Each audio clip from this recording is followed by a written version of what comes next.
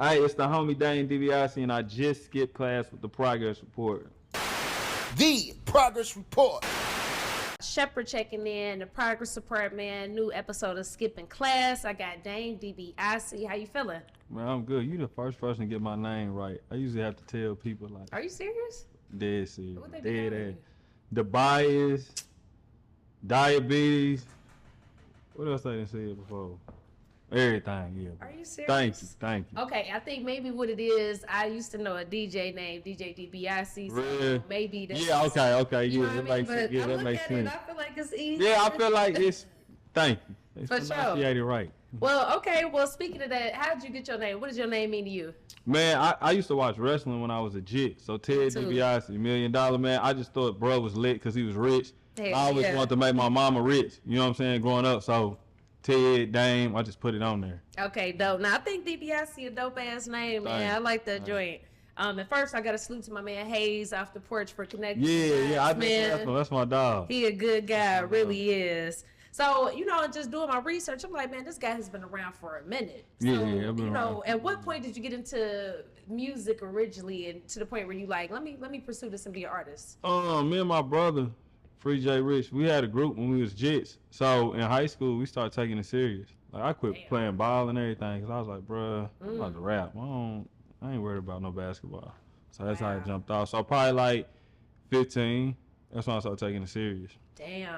And then like 18, 19, I started saving up my money so I could pay like techniques, holidays, and all them for mixtapes. So yeah, I jumped off the porch stacking my money so I could do it. That's hard, man. I was gonna ask you about that, so I'm gonna jump around there. My So, bad. Look, I no, didn't. you good. Yeah. So I'm from the Midwest too. I'm from Cincinnati, Ohio. Oh, okay, so yeah, you right down the street. Yeah. Okay, yeah. So I moved down here like maybe 11 years ago, but talk about, you coming from the Midwest, like how did you even like think like, damn, like I can do this, because most Yeah, of the back time, then we ain't had nobody. Yeah. Man, God, just having some faith, man. You know what I'm Feel saying? that. I stay Feel tapped that. in with God, so just having some faith, and I just wanted to be one of the first ones, if not the first to, you know what I'm saying, pop it for my region. I respect that. Yeah. So I actually used to date somebody that's from Radcliffe, but talk about real? ain't that Yeah, I'm about to talk to you on camera. Damn, that's crazy. This is a small world. Shit. They live here though. We met here, but I'm saying they from Okay, there. okay. So I've been there one time, and it was just like Wasn't too much to it do. was nothing out there. It was just But Yeah, talk about right. for you, like what was your childhood like? Man, see, I'm originally from Hoptown. Okay. So my mom moved to Radcliffe and everything, whatever, but she ended up passing away. We were supposed to move to A, but she ended up passing away. So during school year, I would be in Radcliffe, and then summers I would go back home to Hoptown. I Okay. did that all the way till I was like 16, because then I had my own life and everything. But growing up in Radcliffe, we made the best of it. It wasn't shit to do, so. Yeah. We pretty much did what, you know what I'm saying, badass kids do, hunting, fighting, and getting into other shit. But, like, we used to fuck with the sports a lot, playing ball, sneaking over chicks' house, getting into it with my niggas across from the other neighborhood. And, that leads to other stuff. But that's what we did growing up, man. For sure. So we made the best of it. I feel you. I feel like, no matter where you from, everybody's childhood essentially Yeah. is the same. Around our age group anyway. Right. You know what I mean? So, I definitely heard in, a previous interview how you lost your mom. So how did you deal with grief so early on? Like, what did you do to cope with it at that age? I don't think I really understood it until I started getting older. You know what I'm saying? Because Yeah. when she passed away, I was 6. I ain't really understand it. It was when she started missing life events. I'm like, Yeah. damn, bro, this is fucked up. She not here at graduation. I have kids. She not there. Like, my kids start getting older. They be like, Daddy, where your mama at and everything. But once again, just God. Then my nana, she really stepped in and just like fulfilled that role. So I never went without not having a mom, because my grandma, she stepped in and did it. Yeah. Hell yeah. Yeah, now that's tough, man. Yeah, Sure. that shit was that. My mom died on Mother's Day. People Yeah, know that. that's tough. My Yeah. mom was a social worker, so like ever since I've been young, I've been just seeing just different Yeah, types just of type of things, so, situation. yeah. It be some crazy stuff that happen in the world, Hell but yeah. as long as you got faith, you be alright. Damn right, man. So, okay, fast forward getting older. At what point did you start traveling and, you know, like just moving around and seeing that it was more out there? My partner, Trey, man, we had graduated school. I wasn't really sure what I was gonna do at first. And he went to Alabama A&M. Oh, so he was like, man, come with me and just leave the neighborhood for a minute, Dame. You know what I'm saying? Just pop out. So we went to A&M, and I seen what that college life was like. I was like, nigga, I'm in here. You know what I'm saying? So I went back to my little ACT or whatever it was, whatever it is, and I got in. You know what I'm saying? I went to Bama, and then when I got to Bama, I started rapping. It got way before me, and then we started getting shows and stuff, and that's how I started moving around and started seeing it's more shit than Kentucky. You know what I'm saying? Right? And then that's when I got the taste, and I was like, I'm out of here. That's dope, man. Yeah, and I heard how you went to college, man. I think that's dope. I don't see why people, you know, would hate on that. Yeah. They be so, I like back in the gym when I went to school and shit. You know, so I had people that didn't really rock with me. They was throwing like little shots and everything. But I'm like, shit, I thought the whole objective is to get out the neighborhood. You know what I'm saying? So I ain't care. I was at home. They was still stuck at home, still doing the same shit. Yeah. I was out there. So what did that experience teach you? College, life. Yeah. I ain't learned nothing like class-wise, book smart. I ain't learned shit, but I had to learn how to like talk, and I had to learn how to be me outside of like being affiliated with a neighborhood or knowing this person and everything. When I went somewhere, I was Kentucky. That's what they called me. So I was somebody brand new. So it was dope to get away from all the trouble and shit that I was in at home. So I went somewhere and I was just an out the way nigga. And when I learned how to be out the way, that's what I took from it. I feel that. I think, you know, with college, like, it's for networking and social skills, and I encourage everybody go. Even if you don't finish, just experience. Yeah, I ain't finished, but man, it was lit. Hell yeah, college can be lit. I agree. Okay, so you know what I thought was fascinating, like you connected with these notable DJs, like you know when you in Kentucky, like you doing, I feel like more footwork than the average person that's like privileged to live here. So how did you connect with, you know, the Techniques, the Holidays, the Superstar J Quick, 5150? Like how'd you connect? Man, you know back then you had a lot of mixtapes, so we was like, I was like, okay, who's somebody? Who do I need to get in with? Man, I think I had grabbed one of the mixtapes. You know, back in the day, you really had to go hand in hand. Oh, no, for sure. I missed them days, too. And back in the day, they had the booking number in there. So I was just hitting the booking numbers, and they would tell me the bag.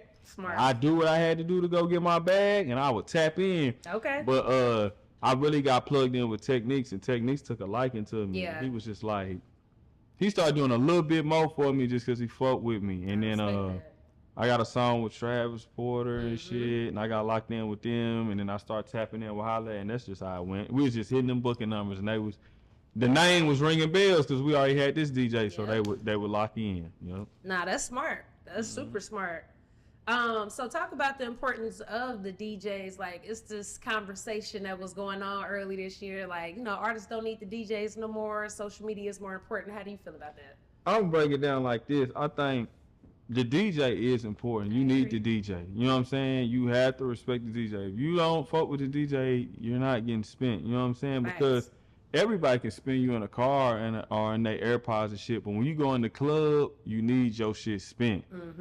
I think what fucked it up was you had the DJs that was bullshit though. Like we was paying them, they weren't getting us our mixtapes back. They not paying it. So then I kind of feel like that's what got to like, let's find out a way to put out our own music. Cause you remember people started dropping mixtapes with no DJs. I remember that. And then that's now became the wave. We was paying some people was paying thousands on the mixtapes and they wasn't doing shit. And like I done had to run up on a couple, like, you know what I'm saying? Not nobody notably, but like, bro, stop playing with me about my shit. In which I would never understand. I feel like my thing is, why not do good business? Because I feel like your name is all you got. I just don't get it. I done seen people like that money go to their head and they think it's always going to go like that. Like your run, you going to have a good run, but your run ain't always going to run. I do right by people. You spend a bag with me, I'm doing what I got to do. I feel like, you know, for longevity purposes, like we had Holiday up here. I'm close with Techniques. Holiday's like, a good nigga. Doing good business. Yeah. That's the core thing that I feel like but that's why they got longevity. You see Holiday and you see Techniques is still to where it's some people they ain't. That's what I'm saying. The way it went, we don't know where they at. That's real shit. But they always took care of niggas. That's why they where they at. That's real shit, man. Salute to the DJs. Salute to the DJs. So, what would you say was like your big break moment or moment where people started to recognize your name in music? The very first? Yeah. Techniques. Okay. That's crazy if you keep going to say. But I had a song and it got wavy, and then, you know, Techniques was just heavy back then. But I, you know, shouts out to him, but I had other moments too. Like here recently, No Jumper didn't really got me. Like, people like, damn, who is he? And then just my brother Calico Jones, he always kind of put me in the forefront. So I've always been blessed to kind of just be by niggas that have position, real niggas, and they be like, here, get in the camera. That's you know what I'm saying? Hell yeah. Talk about how difficult or easy is it, in your opinion, to get on and stay on? Man, it ain't hard. You just gotta be consistent. You know what I'm saying? Like, I feel like what you put in music or anything you doing, like, that's what you gonna get out of it. If you put in 10%, you gonna get 10%. If you go hard, it's gonna be lit for you. So absolutely. It ain't hard. You just gotta stay focused, put that bag in it. That part. Yeah. And it just, you know, invested, how much would you say that you invested into your career this whole time? If you had to put like an ideal maybe number on it, how much have you invested so far? He said quarter. I probably say, man, I'm probably 300, 400. Cause, bro, you know what I'm saying? I've been rapping for a while, and not just all at once, but just everything. You got studio time, flyers, outfits, travel. You know what I'm saying? Probably half, man. If not, probably half a ticket easily. I feel you. It's definitely a grind, man, and that's why, you know, I respect just artists that move around, because I know what it takes. I respect that. And I see you got that chain on, the Death Row Records, man. Congratulations. Thank you. So, you know, being a fan of, you know, Eazy E and just a real student of hip hop, I would say you are. You know, first of all, how did the situation come about, and what does it mean to you to, you know, keep that legacy going? Snoopy badass. Shouts out to Snoopy. Snoopy, I always took a liking to my music, and he had a situation with Snoop Dogg, and he got his Killer Ink thing, which is his own wave, and he was like, Dame, I want you to be an artist, because he was like, I want artists from everywhere. Yeah. And he was like, you know, he's smart as hell, because he was like, you know, like Tupac, one from Cali, Bone Thugs, one from I don't think DOC was. It was a couple people, so he was like, bro, it's easy for you to come in that lane, because you already respect the LA culture. You already, you know what I'm saying? You already in it. So that's how that came about. But it mean a lot to me, because that's like, that's classic. That's iconic. Yeah. Like, to be on the same, affiliated with the same label that Pac was on. What? Hell yeah. And then, like, you know, I love Eazy shit. I'm signed with the Ops, but, you know, like. Type shit. I mean, I know he understand, like, look, I got to do what I got to do. But my mama loved Death Row and shit. So I know she be in heaven smiling, like, damn, my baby really got chained up. So. That's hard. Yeah. That's hard. Yeah, my mom put me on Death Row Eazy, and I too. So I respect that shit. So talk about working with Eazy E's daughter, Remarkable. We had her up here a few years ago, but how was that experience? Man, she's cool as hell. Yeah, she's just cool. Like she look like her dad, she dog. Does. Like that shit is not scary, but it's like, damn. Because they got the same demeanor, just look cool ass niggas. You know what I'm saying? The funny part is we was in the studio. It ain't no shade, sis, because I love her. She kept messing up on her verse. So you remember that part in the movie where they was like cruising. We kept hitting that shit. So she was laughing, but nah, she's cool. She's humble. Like, you wouldn't even, for her to be as, you feel me, up in stature as she is, she down to earth. Absolutely, man. Shout out to Remarkable. Shouts out to Riri. Absolutely, man. I seen you went to Eazy E's gravesite too. You know, pay homage. Like, how was that experience? It was dope. It was touching, because I felt like, you know what I'm saying, like, I really got to meet like the person that I idolized. Even though he wasn't there physically, he was there spiritually, you know what I'm saying? So it meant a lot to me, and then I just had to pay homage. So no matter where I'm placed at, I'm always gonna show him the utmost, you know what I'm saying? My label know, they like, man, Dame love Eazy, so they don't bother me on it. For sure. They be bigging it up for real. What was it about Eazy E that, like, you know, spoke to you and that appealed to you? We know California now. We know Compton now because of him. But you gotta think, when he started jumping, I wasn't even born yet. You know what I'm saying? But for him to put his city on the map and it wasn't known, I think that's what every rapper strives to do. And we wouldn't be able to do a lot of stuff if it wasn't for him. So I feel like I just said it in my last interview, I think he get overshadowed too much. They just act like he ain't So I'm like, nah, we gonna scream this shit and wake some people up. If I got any voice, I am. So. I love that. Now, I think that's cool, man. Keeping his, name and legacy alive. Yeah, because that Ruthless video I just dropped, it really got my name attached to him, which I love it. So I'm like, shit, run it.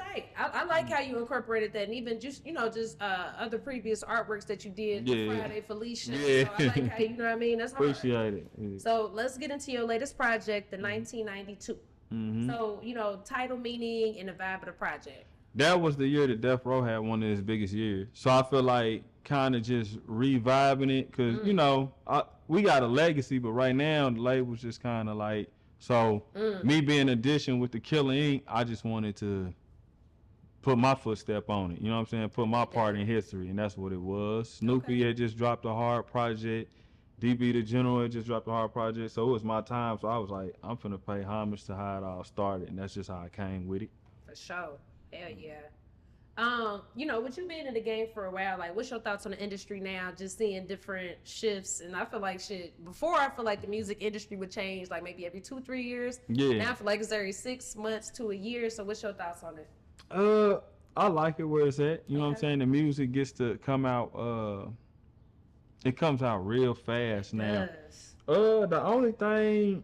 I don't really got too much complaint. I ain't one of them old niggas to be hating. Like, I really ain't got no complaint. I just do my thing, mind my business, but it's cool. I mean, it's always some shit that could be tweaked and fixed, but hip-hop always done figured itself out. So it'll figure itself out. It's real talk. What's your thoughts on female rappers going crazy right now? And I like you want to work with any other ones? I like it. Yeah, I'm in love with Glorilla. Yes, I love Glorilla. If she see this, I'm in love with Glow. But yeah, I like that the females is wavy right now. Yeah. I kind of feel like they're actually going harder than the dudes right now. I feel that. Sexy Red got shit on smash. Sexy can't miss. No, she's not missing. Can't miss. She is not missing. Who else is it? Glow. Yeah. Girls. It's a lot. It's a lot. It's a lot. Oh, you said Lotto? Yeah, Lotto. Nicki. Nicki's the queen. Cardi's hard. Of course, it's so many. It's somebody else. Leo. It's so many dope ass artists. Yeah, Flage Camouflage daughter. She's cold. We had her up here, man. Yeah. She just naturally like for you to be so good at basketball and then you good at rap. Nigga's talented, ain't she? I know her dad's proud of her. She's wavy. Yeah. Nah, shout out to Flage and all the females going crazy. Yeah.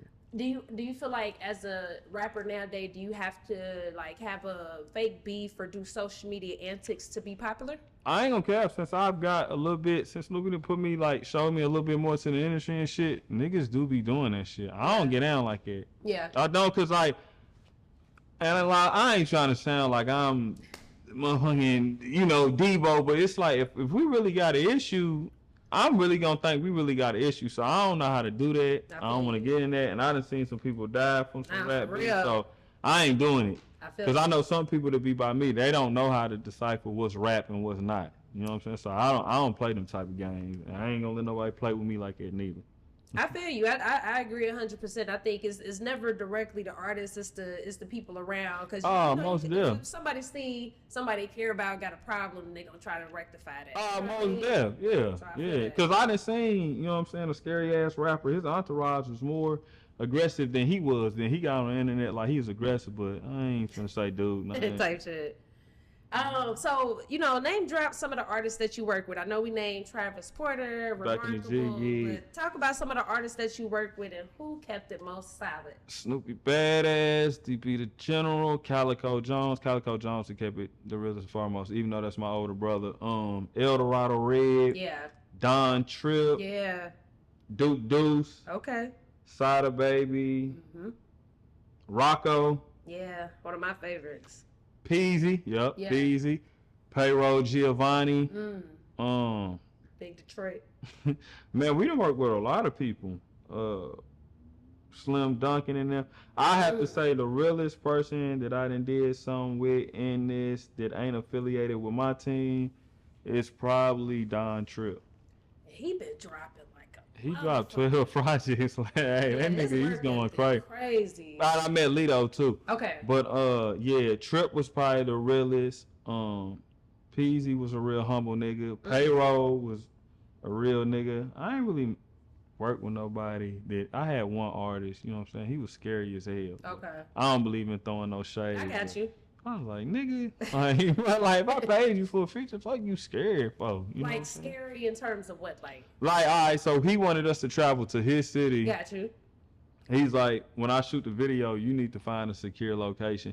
Nigga, I'm not from your city. Right. And if you like that shit you have, like, so Like it got shit. to the point where I was just like, bro, I just come up here with the videographer and myself. Like, Got you. I'm paying you for a verse. Why am I gonna try to do something to you? So I didn't understand that. So that shit kind of made me irritated. Yeah. I just never did no more with the song. I dig that. As a artist and a public figure, I feel like sometimes y'all do have a target on your back because people know who you are before you might know who somebody else is. Right. So like, how do you move just knowing that? I'm gonna be real with you. I don't put no bad energy into the world for real. Good. Like, if my dogs is arguing shit and on some rap shit, of course I gotta have my partners back. Yeah. You know what I'm saying? But you just saying I ain't really in the interview popping shit. Nigga, I see you, da. Just me having a song. I didn't even want to put dude in a bad light because that'll fuck up his feature money and his image. But how I stay away from it is, number one, I'm gonna do my research on whoever I'm doing a feature with too. Yeah, if you got too much going on, we might do the song and we might leave it there. You know what I'm saying? But I don't really get affiliated with too much bullshit. So that's how I decipher it. I dig that. Now transitioning to fatherhood, man. Like, how do you balance, being an artist, entrepreneur, father? Like, how do you balance all those things? Well, shit, like I had to travel this weekend. My son had opening weekend baseball, so I was like, damn. Then all my god kids, I take care of too. They got prom this weekend. Oh yeah. So I'm giving out necklaces to my little dogs and stuff to wear. But how I balance it is, it's my responsibility. It's just what I gotta do. My boys ain't asked me to be here. I made them. So facts. Dropping it off, picking up from school, picking up from daycare, I'm there during the week. You know what I'm saying? On Friday, I might have to shake out to do this, but this is all a flip for them. You know what I'm saying? This gonna benefit them later in life. So I just tell them, like, daddy gotta go work. That's facts. Yeah. What they think about your music and you being a rapper? Man, Kaysen, he like it. Kaysen gonna be a rapper. Okay. Yeah, he was in the video. He was in Friday. He kicked over the trash cans. Then on Sada, he's the one to say Ivy Boy. So Kaysen, I think he a rapper. He just he said he got his shows and everything.